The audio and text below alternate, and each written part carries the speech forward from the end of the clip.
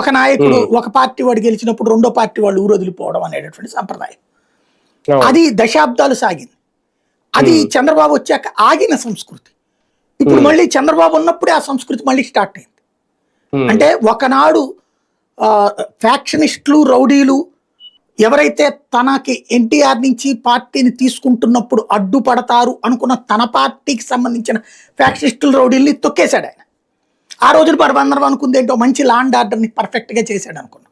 అంటే అది ఆయన రాజకీయ అవసరం కోసమే చేశారని ఇప్పుడు అర్థమవుతుంది. ఎందుకు ఇప్పుడు వాళ్ళని ప్రోత్సహిస్తున్నారు కదా, అదే వాళ్ళని అదే సందర్భంలో ఎదురు వాళ్ళని తొక్కేయాలని చూస్తున్నారు. ఇది ఏంటంటే లాంగ్ స్టాండింగ్ వ్యూ. ఇదేంటి అంటే తన తర్వాతన తన కొడుకు అధికారంలోకి వచ్చినప్పుడు తనకి పోటీ ఉండకూడదు, తెలుగుదేశం పోటీ ఉండకూడదు, జనసేన పోటీ ఉండకూడదు.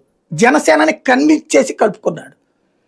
వైఎస్ఆర్ కాంగ్రెస్ పార్టీని పోటీలో లేకుండా చేయాలంటే రోజు అతని గురించి ఒక వ్యతిరేకత సృష్టించాలి. ఇప్పుడు గత 5 ఏళ్లలో సృష్టించిన మాటల వ్యతిరేకతే కదా అక్కడ అతని పతనానికి కారణమైంది.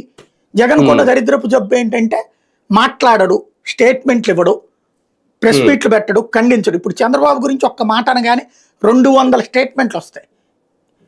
అదే జగన్మోహన్ రెడ్డి మీద మాట్లాడితే సజ్జల రామకృష్ణారెడ్డి వచ్చి స్టేట్మెంట్ ఇస్తాడు, అయిపోయింది అక్కడితో. ప్రభుత్వం మీద స్టేట్మెంట్ ఇస్తే ఓ మొక్క. ఇప్పుడు ఇవాళ తల్లికి వందనం గురించి 15 రోజుల నుంచి స్టోరీలు వేస్తున్నారు.